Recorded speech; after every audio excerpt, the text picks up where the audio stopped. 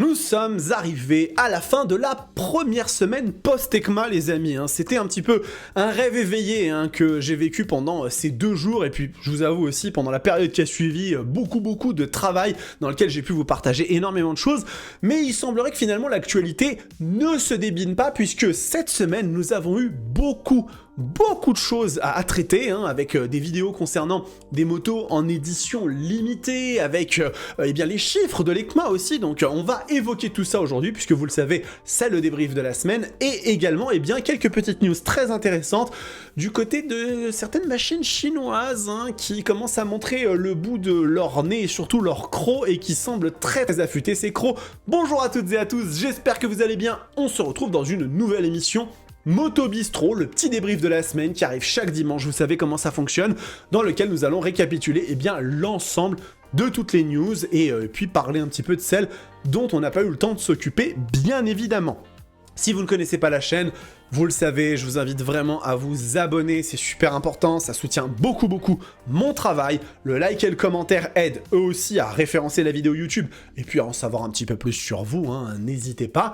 Et si vous le souhaitez, sachez qu'on fait des fois ces vidéos, ces tournages en live, donc n'hésitez pas à nous rejoindre sur YouTube, sur Twitch et même sur Facebook, si vous avez une préférence pour ce réseau-là, vous pouvez venir interagir, poser des questions et j'y réponds avec grand plaisir parce que moi ça me fait extrêmement kiffer de pouvoir échanger comme ça avec vous et vous êtes souvent de très bons conseils et j'en apprends un peu plus à chaque fois. Alors, on a commencé la semaine avec une vidéo d'essai, ça faisait longtemps que j'en avais pas publié une, mais nous avons testé la toute nouvelle, entre guillemets nouvelle, Street Fighter V4S 2024, une machine qui m'a été prêtée par des clients de la concession et je vous avoue que j'étais très content parce que ça m'a totalement réconcilié avec la Street Fighter.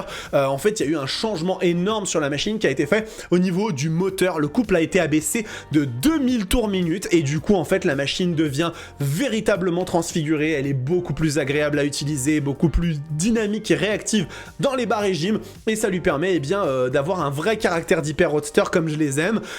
Également aussi une diminution de la chaleur sur la moto qui est super cool et qui permet de la rendre beaucoup plus supportable au quotidien. Si vous n'avez pas vu cette vidéo, je vous invite vraiment à aller faire un petit tour sur la chaîne ou alors si j'y pense je la mettrai juste là en petite fiche, mais en tout cas c'est vraiment quelque chose qui m'a énormément plu de pouvoir vous partager mes impressions et encore un grand merci à ce client de la concession Espace Murit qui m'a prêté sa moto qui est justement en vente et que vous pouvez acheter chez Espace Murit. N'hésitez pas parce que vraiment pour le coup elle est à un prix intéressant avec le code Roadsters TV et c'est moi qui viendrai vous faire la livraison, enfin ça vous savez comment ça fonctionne. Deuxième news de la semaine, c'est des machines qui ont été annoncées à l'ECMA 2024 et qui font partie des plus grosses annonces de la part de Ducati, le constructeur de Bologne, qui a annoncé les nouvelles Panigale et Street Fighter V2, des machines qui ont véritablement été très refondues avec un nouveau look, un nouveau design, mais surtout le nouveau bicylindre le plus léger que Ducati n'ait jamais réalisé, 54 kg, moto qui en plus de cela, étonnamment perdent beaucoup de puissance par rapport au millésime précédent, puisque ces deux machines sont amputées de 30 chevaux. C'est une véritable révolution, je trouve, que Ducati opère. Eux qui ont toujours œuvré plutôt dans le sens de la performance sur leur machine, là ils sont allés chercher vraiment quelque chose de beaucoup moins exubérant, mais plus vivable, potentiellement plus intéressant à utiliser au quotidien. Les machines sont dotées notamment de jauge à essence, de régulateurs de vitesse, des choses qu'on n'a pas l'habitude de voir sur des motos de type Street Fighter ou Panigale. Donc ça fait vraiment super plaisir à mon sens parce que je pense que Ducati ont pris la bonne direction. Ils savent dans quel chemin se diriger, ils suivent les tendances de l'industrie et ils en dictent quelques-unes des fois. Et donc voilà, nous avons eu cette petite vidéo qui a présenté un peu ces machines un peu plus en détail puisqu'on les a découvertes à l'ECMA, mais il fallait que je vous en parle.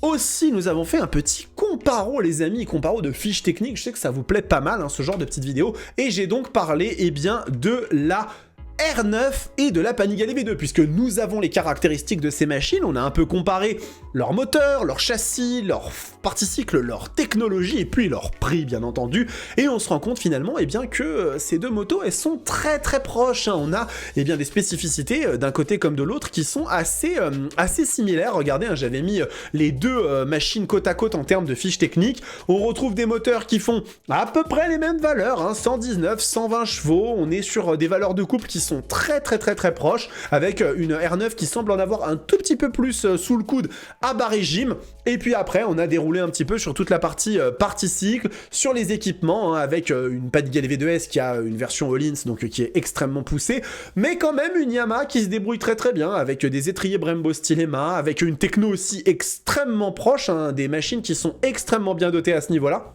avec des modes de conduite, avec du régulateur de vitesse, avec des quick shifter up and down, du contrôle de traction. Les deux machines sont extrêmement bien dotées, et lorsqu'on arrive à la facture finale, hein, au prix, on se rend compte que la Panigale vaut quand même sensiblement plus cher, 3000 € de plus, ne serait-ce que dans sa version standard, par rapport à une R9 qui n'a définitivement pas à rougir. La R9 semble extrêmement bien armée pour pouvoir affronter non seulement la Panigale V2, mais aussi une autre concurrente, elle aussi extrêmement affûtée, orange, hein, tel le fruit, hein, bien sûr. Il s'agit de la KTM 990 RCR, qui elle aussi va rentrer dans ce bal de la Super Sport de 120-130 chevaux. Je vous prépare d'ailleurs une vidéo à ce sujet-là, un édito complet dans lequel nous allons discuter de cette descente de puissance des sportives, ou tout du moins de l'émergence de ces sportives de 120-130 chevaux qui semblaient avoir totalement disparu, et on va en discuter parce que je pense que c'est extrêmement intéressant. Donc voilà pour ce petit comparo qui était extrêmement intéressant. Nous avons également évoqué une édition limitée d'une machine que j'adore et dont je suis particulièrement fan. Il s'agit d'une édition très spéciale de la Rocket 3, l'édition Evil Knievel, limitée à 500 exemplaires. Evil Knievel qui est un grand cascadeur américain, hein, qui a marqué la culture des États-Unis, hein, avec des cascades totalement folles, des prouesses assez dingues, et là vous la voyez, elle est magnifique, hein, cette Rocket 3 Evil Knievel, faite sur mesure avec un réservoir fait spécialement pour rendre hommage à ce personnage très important des États-Unis. Toujours une moto totalement folle avec le plus grand moteur moto de série de l'industrie, hein. Je sais que certains d'entre vous aiment parler de la Boss Hoss. Je vous le rappelle, hein, encore une fois, j'en ferai la promotion toute ma vie. La Boss Hoss n'est pas équipée d'un moteur de moto, c'est un moteur Chevrolet, donc un moteur de voiture. Et le moteur de la Rocket 3 est le moteur fait pour une moto, un moteur de moto, le plus gros de série avec ses 2458 cm3, soit plus gros que la plupart des voitures qui circulent aujourd'hui. Et bien évidemment, depuis la Rocket 3 Storm, nous avons 182 chevaux, 225 Nm de couple, une moto avec une finition incroyable. Donc voilà, cette vidéo, vous pouvez aussi, si vous le souhaitez, aller la zioter. Elle est intéressante à mon sens. Ensuite, nous continuons avec une news concernant l'EICMA 2024, le salon, puisque effectivement, on a bien évidemment parlé de toutes les nouveautés, on a couvert toutes les grandes annonces de l'EICMA, mais ça a donné quoi l'EICMA finalement? Ça a donné quoi en termes de chiffres? J'ai couvert ça également dans une vidéo dans laquelle j'ai parlé des résultats totalement dingues de l'EICMA 2024, avec 600 000 entrants sur toutes les journées du salon, hein, donc un chiffre record, 40 000 de plus que l'année précédente, avec un nombre record lui aussi d'exposants, de marques qui ont été présentes, des résultats qui sont faramineux, hein. On a le communiqué de presse avec ici le 10 EICMA 2024, l'édition Summa Cum Laude, qui veut dire avec les honneurs, hein, et vraiment on a eu beaucoup de résultats impressionnants de l'EICMA, avec, comme je vous le disais, 600 000 participants, 40 000 de plus que l'édition précédente, 770 exposants, 45 pays et 2163 marques, et 26% des entreprises qui étaient présentes pour la première fois à l'événement milanais. Ça fait quand même chaud au cœur de se dire que les événements comme ça, moto, continuent à monter en puissance et à faire rêver et venir du monde. Et pour terminer les amis, nous allons arriver au dernier sujet couvert dans la semaine. Après j'ai deux petites news dont il faut que je vous parle qui elles vraiment sont toutes croustillantes. La première c'est, j'avais envie de partager avec vous quelque chose qui c'est pas une nouveauté, hein, pas du tout, mais c'est quelque chose dont j'ai pris connaissance il y a très peu de temps. Vous savez l'amour que j'ai pour la Suzuki Hayabusa, moto totalement folle. Eh bien je vous ai partagé une édition très spéciale bol d'or de la Hayabusa avec des équipements totalement dingues, deux versions disponibles, une à 28 499 et l'autre à 42 000 € avec des jantes en carbone, avec une fourche Öhlins FGRT, enfin vraiment un équipement totalement dingue. Et je vous avoue que je suis en train de plancher très sérieusement sur un petit projet pour essayer d'intégrer cette moto, cette édition spéciale dans la chaîne, avec peut-être la participation de Suzuki, avec qui sait, peut-être même un financement participatif, s'il y en a certains qui peuvent être tentés de mettre un petit effort commun pour faire débarquer cette moto sur la chaîne, faire des vidéos dessus, peut-être faire un tour de France avec et venir vous rencontrer,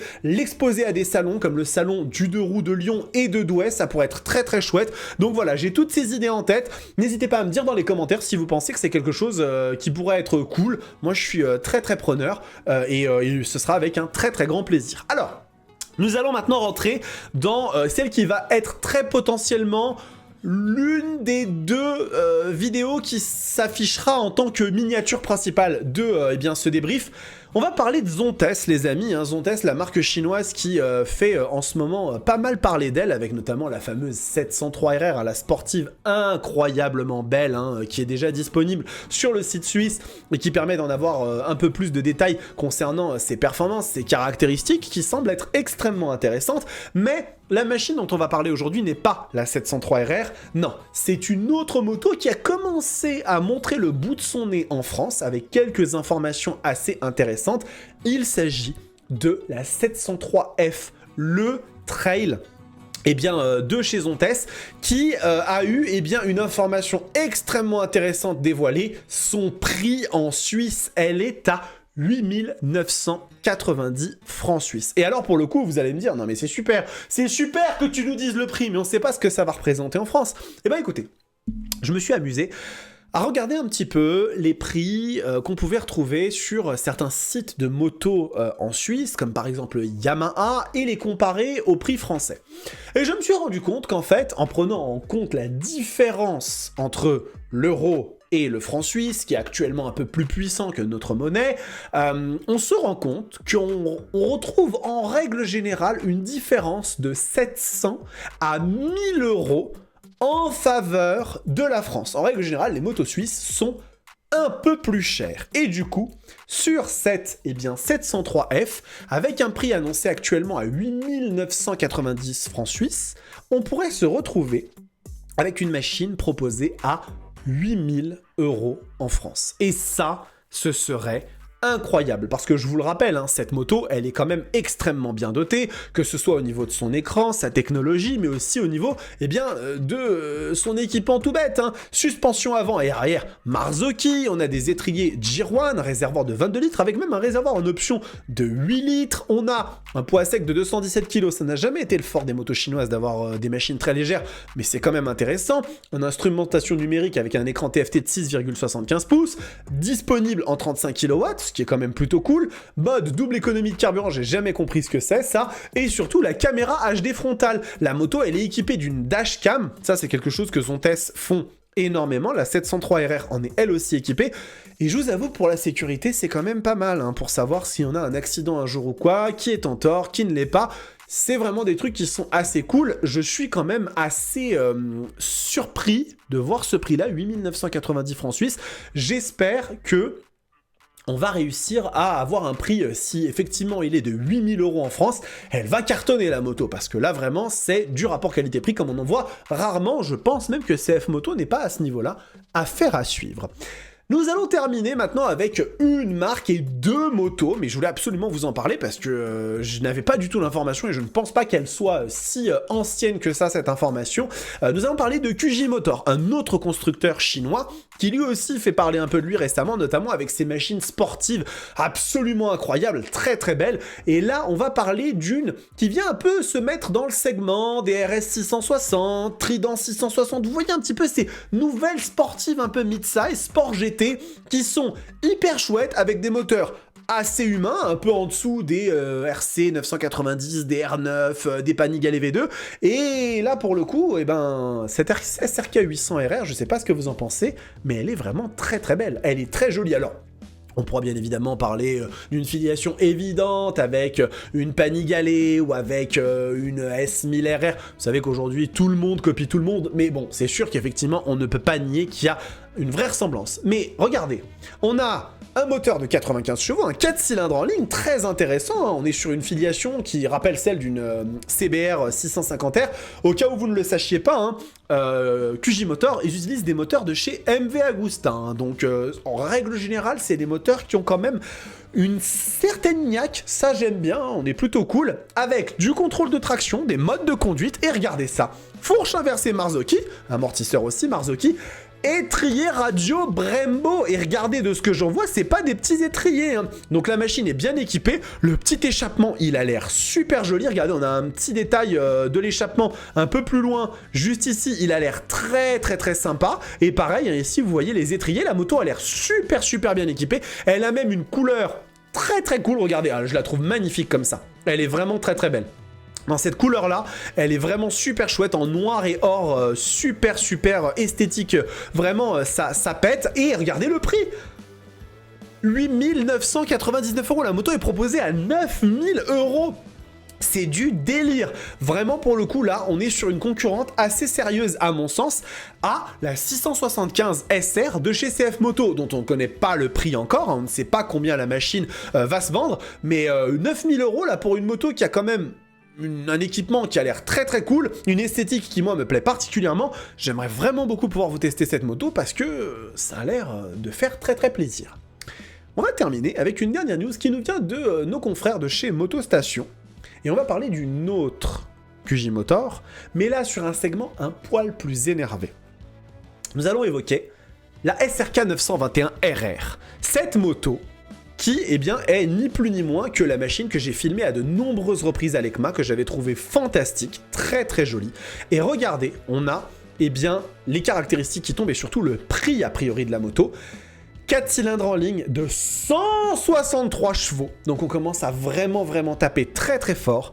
Et surtout, 13 999 €, c'est du délire. 14 000 € pour une sportive de 163 chevaux, on est sur des rapports poids-puissance qui font quand même penser un petit peu, à ce que la CB 1000 Hornet a annoncé. Alors, c'est un peu plus cher, bien sûr, mais regardons quand même ce dont il parle. Il nous explique que on ne sait pas si la ressemblance entre le 4 cylindres en ligne de 921 cc de la feu MV Agusta Brutal 920 et celui de la nouvelle SRK 21 est fortuite, à mon avis c'est le même, mais ce qui est sûr c'est que leur différence de puissance n'est pas du hasard, 34 chevaux les séparent et ça s'explique par un rapport à l'usage course très différent. Le 4 cylindres en ligne de la QJ est bien plus super carré que celui de la MV, promet un moteur pointu, bien que sa valeur soit assez respectable et capable de belles envolées lyriques. On nous dit, bon, après, bien évidemment, hein, ça, je sais pas si vous l'avez remarqué tout de suite, mais on retrouve là les sorties d'échappement d'MV Agusta. Je sais pas à quel point MV, il risque de pas trop apprécier ça, ou s'il y a un deal qui est fait, mais la sortie d'échappement est exactement la même. Bon, après, en termes d'équipement, on retrouve quand même des trucs très intéressants, avec des éléments de chez Marzocchi. Regardez, la machine est pincée par des pinces Stylema, un mètre cylindre radial de la même marque, donc on est vraiment sur un truc hyper énervé. Poids de 223 kg, ça pour le coup par contre la moto elle est vraiment assez lourde, hein, mais ça c'est les motos chinoises, ils n'ont pas encore réussi. Et puis avec des demi-guidons très nettement sous le de fourche, donc une moto vraiment radicale. Un joli tableau de bord en couleur, mais seulement poignée de gaz est électronique, ce qui induit potentiellement un shifter et des assistances électroniques, on n'a pas encore toutes les informations. La moto qui sera importée par la CIMA est disponible dès le mois d'avril en concession aux côtés de la nouvelle SRK 600 RR. Eh ben écoutez, il semblerait que l'année 2025 se profile d'une bien belle façon, et qu'on va avoir énormément de machines à tester sur cette chaîne et à vous présenter. Écoutez, moi franchement, tester comme ça des motos de la marque QJ Motor, ça m'intéresse beaucoup, parce que je suis persuadé que ça va être un des acteurs très intéressants à surveiller. Je sais qu'aujourd'hui, on accorde beaucoup d'attention à CF Moto, qui sont vraiment au cœur, on va dire, de tous les projecteurs, parce que c'est la marque vraiment qui est en train de monter très fort. Mais QJ Motor, pour avoir été à l'ECMA 2024 et avoir vu leur stand, ils ont une puissance de frappe. Leur stand était gigantesque, mais il était 4 fois plus grand que celui de CF Moto, avec beaucoup plus de machines. Et en fait, QJ Motor, ils ont une philosophie de décliner une catégorie de motos en 9 versions différentes en fonction des cylindrées. Et ça donne en fait des gammes qui sont très agressives, très nombreuses, qu'après ils peuvent dispatcher dans différents pays selon les besoins commerciaux. Donc, attention à QJ Motor quand même, qui peuvent vraiment frapper très très fort. Et on suivra ça avec attention. Cette vidéo est terminée les amis, j'espère qu'elle vous a plu, ce petit débrief des news de la semaine, avec en plus, ces nouveautés là, hein, chez Zontes et chez QJ, qui sont à surveiller. Et puis, écoutez, on se retrouve très très vite. De toute façon, pas d'essai demain. Hein. L'essai de la Panigale V4 2025 sortira la semaine prochaine parce que je l'ai pas terminé et j'ai pas envie de bâcler ça, donc je vais vous faire ça bien. Demain, vous allez avoir un petit édito très chouette sur pourquoi est-ce que les sportives modernes perdent en puissance. C'est quelque chose d'assez intéressant. Et puis, vous savez, hein, vous avez énormément de trucs sur la chaîne, donc n'hésitez pas. Beaucoup de contenu vous attend. En attendant, prenez soin de vous, kiffez vos bécanes. Ciao!